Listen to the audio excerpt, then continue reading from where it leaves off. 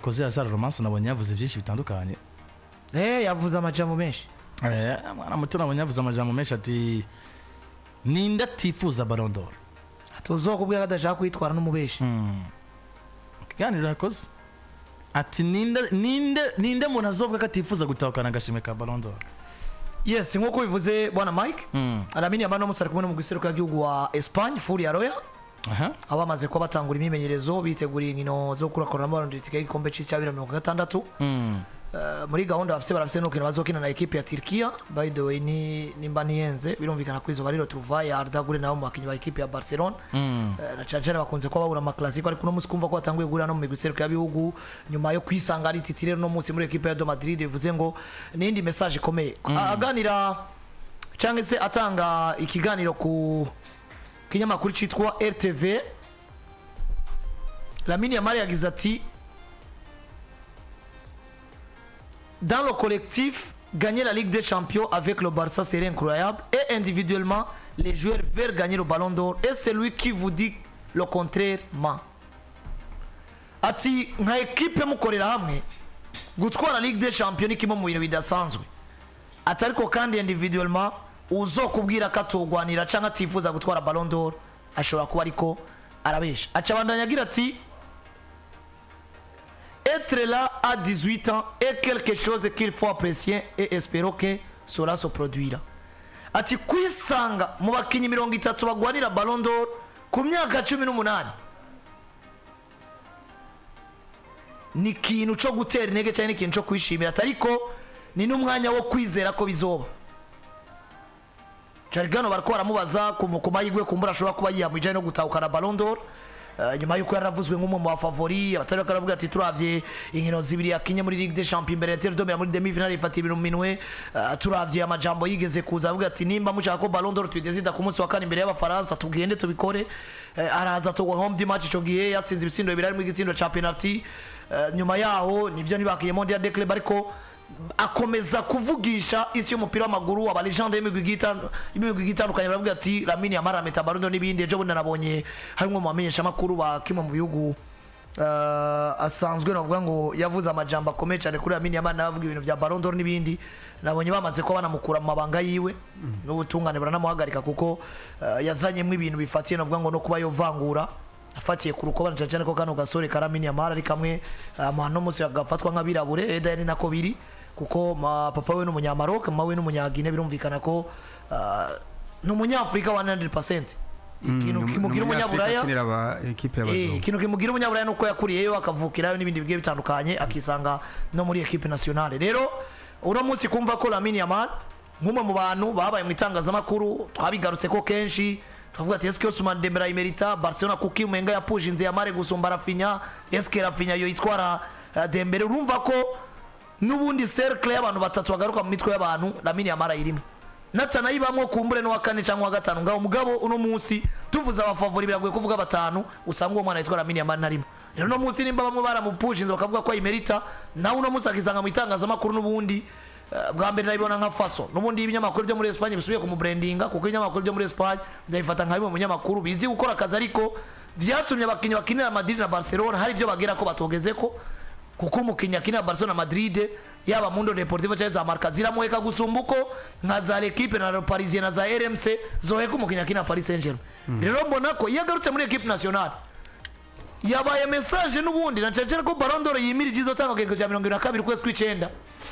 Uno musi arageze n'imisi 20 nisigaye gusa wibuke ko igihe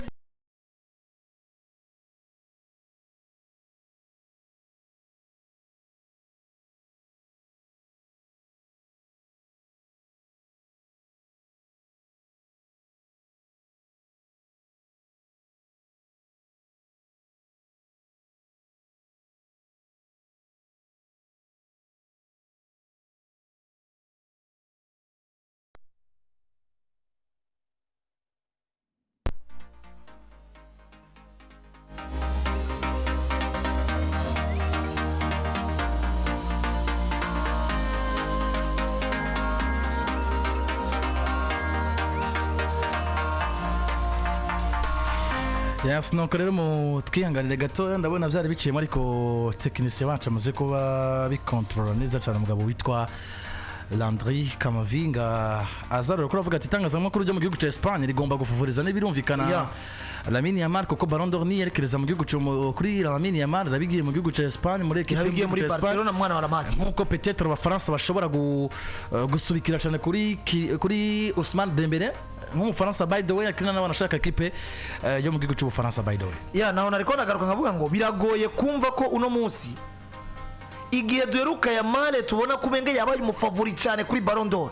cyari kiriya gihe ari muri equipe nationale nyine bamubajije bimeje gukina n'Ubufaransa none uno munsi bigarutse yisanze muri equipe nationale n'ubundi ariko hasigaye igihe gito kugira ngo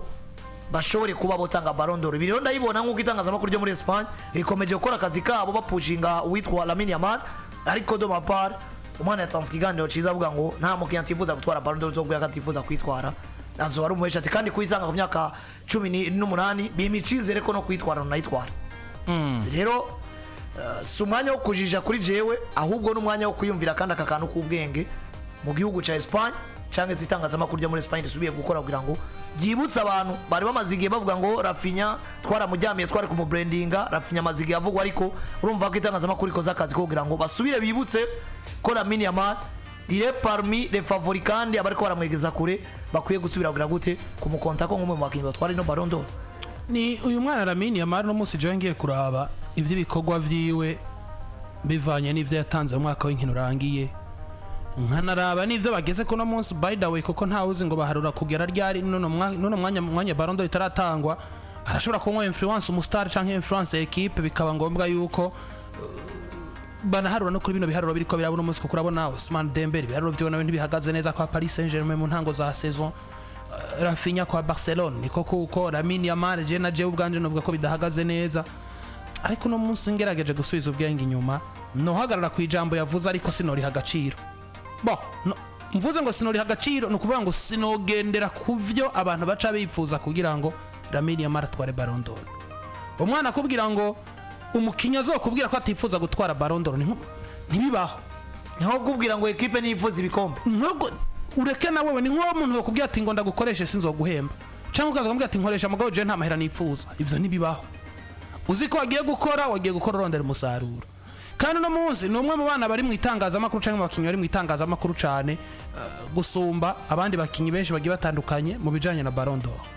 mugabo no munsi hari ukuntu equipe yitwa Barcelona iri kuri branding umwana yitwa Lamine Yamal gusumba kuri branding undi mukinyi wayo mu gihe twese tubona ngo Rafinha mwaka uheze yabaye mwiza gusumba Lamine Yamal kandi wanashaka haramaze no kuba mahogre muri equipe ya Barcelona agatangura kwicuza impamvu batigeze ku branding Rafinha nkuko ba branding Lamine Yamal kubera iki barabona amanota y'umugabo yitwa Rafinha nubwo bayarengako bayabona barazi ngo Lamine Yamal mu branding kubera ari umwana wa Ramasya ariko Rafinha brandinze mu branding kubera ari umukinyi wa Barcelona yakoze ibirenge vy'undi mukinyi wese yakoze gato Landry twibutsa bariko baradukurikana hari yabaye akagorana ariko twamaze kuba tugaruka kuvuga gwacu kwa YouTube PJ Classic Media abantu bagire partage ibintu bigende neza kugira ngo dusubire tubane nabo duvuga ngo twari kumwe bagirenga amajana 2 gato nibaze ko tugiye kuba tubana nabagira nko ku majana 4 umwanya muto tugiye kuba tubandanya ibintu bimeze neza cyane yes aradi akabazo ka internet kari kaduciriyemo akabazo ka internet kari kamaze kuba gacamwe ariko technicien amaze kuba biregularize tumaze kuba tugaruka kuri YouTube channel yacu ubwo mwongere kandi namwe musubire mugaruke kugira ngo tuyage byinshi bigiye bitandukanye na cyane ariko aradukurikirana nanduse amakuru menshi kuri no mugoroba tutawoza kuba tuganira ko hari n'ibirori namwe mugomba kwa system ubwo rero muhawe ikaze kandi kuri YouTube yacu ubona ko tumaze kuba tugaruka neza cyane wandika PJ Classic Media ugashobora kuba wodukurikirana neza atakibazo na kimwe bandanye Landry barugize nariko ndavuga nti uno munsi Lamine Yamal ya majambo arayavuga kubera we nyene arabona ingene umuvyeyi wiwe yitwa Barcelona amufashe neza gusumba abandi ibi yavuze ati ku myaka 18 gushirwa mu rutonde rw'abakinyi bahatanira igikombe mu mupira w'izahabu ati nibaza ko ari ikintu gikomeye cyane nta mukinyi numwe ati kuja muri batatu vyonyene ati kuja muri ariko muri batatu je sinda namubona nako kuja muri ati kuja muri 30 muri 30 vyonyene ikintu gikomeye cyane uribuka ko mu mwaka uheze Barcelona atanu hamwe yagarukiye novuga ngo hateranye ubwoba umwana yaviriyemo mu kibanza c'8 muri 10 ba mbere muri Ballon d'Or yatwaye Golden Boy no munsi Barcelona yageze demi finale yatwaye Copa del Rey yatwaye La Liga ni demi finaliste wa Champions League. Lamine Yamal ni umwe novuga ngo mu ba jeune joueur baranze Champions League inyuma y'umwana yitwa Desire Doué.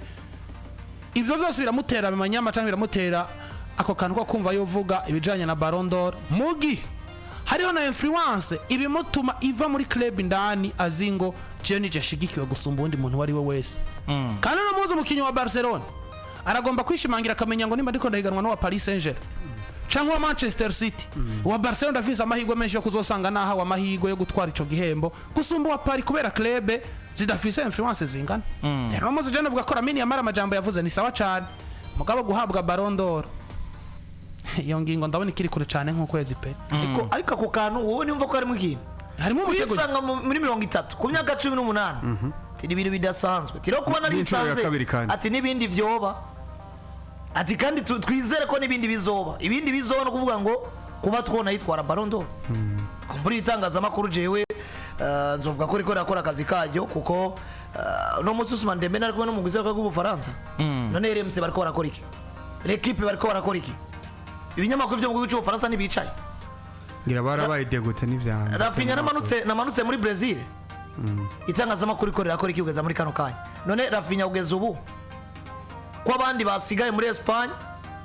bari kubona imiguseruka no mu guseruka gihugu batari kubona mu guseruka gihugu barikora ko imyimenyerezo ariko no munsi urabona ko Espagne ibinyamakuru byabo banavugije n'umugabo witwa Carvajal kuri dossier nyene ya Ballon d'Or of course ati wewe wa Ballon d'Or ya Mare ari wewe ati jewe mumbabarire cyane cyo ndabivuga ko kuko sindi capitaine sije nzotora iconzi cyo n'umugenyi mwiza mu batora sindimo munyabwenge cyane ati biri bindaho ati mu batora sindimo kuko none muri Espagne abakinyi bose bari mu gwizeruka gihugu bariko barabavugisha itangazamakuru ubona ko riticaye ikintu bariko barategura kiri special cyangwa bariko bari branding ababombarda abandi ngo mu Faransa baricaye muri Brazil baricaye kandi nabo bari mu gwizeruka gihugu none kuvisita cadre d'entraînement équipe ya Brazil kuvisita Clairefontaine muri Faransa kandi kugira ngo mwemeze ko Ousmane Dembele ari Ballon d'Or si ibintu bisanzwe kandi mbuyamba tumaze kubona peut-être influence itangazamakuru bagira iyo hageze muri bino bihe byo gutanga Ballon d'Or ukabona ko hariho influence ikomeye cyane ubona ko ibinyamakuru peut-être ubona ko biri penché côté naka ubona ko bigira gushikaho peut-être umuntu nibaza ko bishobora kuba vine influence bamwe mu mashora kuba batora muri Ballon d'Or kuko muberutse wabonye ibyabaye ku mugabo witwa Vinicius Junior hageze ku munota wa nyuma twese turi invaincu kubwo ibinyamakuru ko Vinicius Junior hari batahukana ari bagomba gutahukana ko nagashimwe ka Ballon d'Or biza guhinduka ku munota wa nyuma brusquement kandi bigiye mu gifungo gikomeye cyane ukabona ngo ibi marka n'ibindi binyamakuru byo mu gihugu cya Espagne hagera naho Mundo Deportivo ivyemera kuko ari umukinyi peut-être ari mu gihugu cya Espagne nazayo bari teka ku gihugu cya Espagne gusomba umuntu yavuga ngo itangazamakuru byo mu gihugu cya Espagne naryo ritanguye gufata mu mugongo nkuko no munsi tubona muri wanashaka mu equipe ya FC Barcelona bigaragara ngo bariko baragaragaza kumuha izo responsabilité no munsi yaba mu kibuga ndetse n'inyuma y'ikibuga mwambitse nimero 10 uyu munsi hageze hatera penalty mu kibuga kirimo Rafinha ikabamo De Jong capitaine n'abandi muri equipe bigaragara ngo barifuza iyo atmosphere nziza peut-être mbere ko Ballon d'Or yotangwa habe hari n'ivyo bikorwa no munsi biriko biramuvugira muri zino ndwi zitatu zine zitanu championnat zo bayatangwa hari influence mu binyamakuru ku bakinyi soit bikaba positive macanga negativement burya ibinyamakuru birashobora kuboostinga umukinyi akatotera imbere canke bikamu hyping akiri muto bikanamwica turabibanye mu gihugu c'Ubwongereza umukinyi ntaduze muri Liverpool akina hagati mu kibuga New Zealand hanyuma nawe ahantu aryamye uko tubisoma niko babisoma abamwandikira bakobwa n'abahungu umuhungu mutwe ukavyimba etera match nka zitatu zibira akabaho mu match akava ku 500 akaje kuri 50 tayari yarosa yo gusohokana abana n'iki n'abakuze biwe abagize umutwe munini bakeshe barafa ariko ufise entourage nziza agakura sivyo twarabonye ubu uri kuraraba nk'ingene nka urugero nka Nyange uzi ko hariho match Nyanga kina nabi mugabo nkahiga itangazamakuru ryo mu Burundi ryo muvuga nabi nkabura Nyange kari Nyange wacu kukari Nyange wacu namukinyi mwiza w'umurundi budufise sivyo afatwa nka ambassadeur w'igihugu by the way ego muri iyo domaine uwo mukinyi tukamuvuga ko vyiza gusumba kandi hariho match Nyange bishikaga kina nabi haramukinyi umwe tokina nabi Landry niyo yoba mesari zamazimunanira hari margo kukari Nyange wa akuribaza yuko uzorabe ngaha mu Burundi abantu bakunda Real na Barca bro ariko twogira nk'aba ambassadeur nk'abane muri Premier League twohindura match twogeze takubesha ubu dufata Nyange nko muri Fulham ukisanga bakamara kabari nko muri Wolves uyu ndi ninde Musauza kabari nko muri West Ham muri za Brighton ndakurahiye tutohindura match twogeze twaba dufise aba ambassadeur twaba dufise ayo batuvuga je ndavyibuka yuko neza nk'ubu nka match ya Nice na Paris Saint-Germain waza yuko iyo ducika ngaho tutayivuze kiragoye Nyanga aza gukina biragoye influence y'itangazamakuru yo muri Espagne riba rihengamiye hari ibinyamakuru biri kuri Cote Barcelona hanyuma kandi harigeye nibaza nkavuga ngo ni gute wovugira Lamine Yamal par rapport ya Pedri bose n'aba Espanyol aha nirengagije kuvuga vy'umu Braziliye bari muri Barcelona kandi ni watanze vyinshi gurusha abandi bakinyi mugabo n'umusinikara ndavuga definition y'umupira w'amaguru kubikombe definition y'umupira w'amaguru nabonye ari gitsindo gusumba wabiremye na gusumba watanze ama assist ako kana sivyo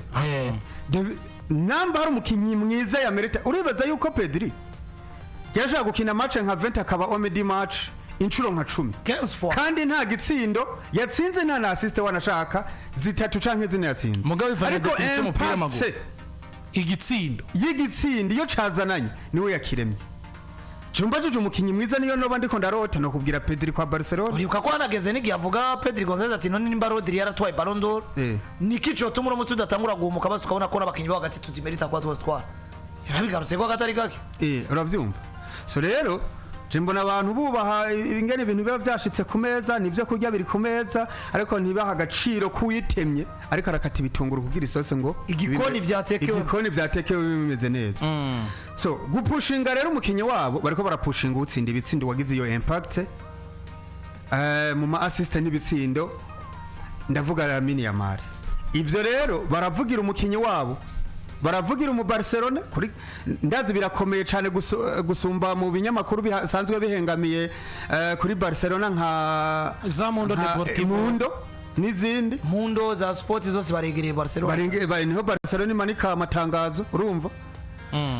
hanyuma baravugira n'umukinyi wabo yoronka ico donc yozo kwemerwa gusumba uwo Pedri tuba twibaza namba football hatabayemwe akarenga ko jemba mvuga ngo namba mwataka yatsinze ibitsindo niko kazi kiwe ariko no mu mediateur namba yakoze akazi kiwe agatanga izo interception agatanga ama assist agatuma imipira itarengana equipe adverse ngushike muri defense byoroshe ni sawa namba mu defenseur yagize clean sheet no be n'umuzamu nabo bakoze akazi kabo sivyo yigeze kubivuga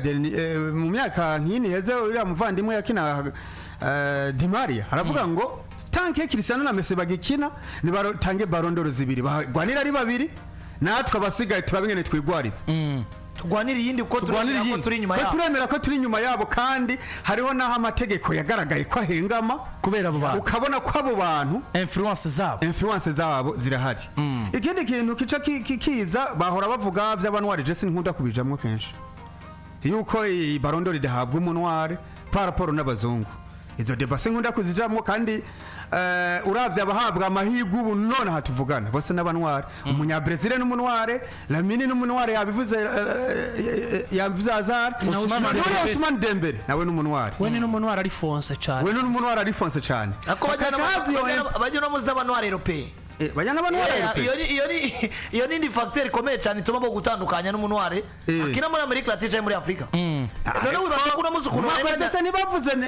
uriya mu Brazil yese we n'umunware Afrika erega je ngo ndagwa karero wibaza ko kuno munsi Ousmane Dembele na Yamal bofatwa ariko Vinicius na Sadio Mane bofatwa erega Vini na Sadio Mane bashyira mu gatebo kamwe bikavuga n'aba Europei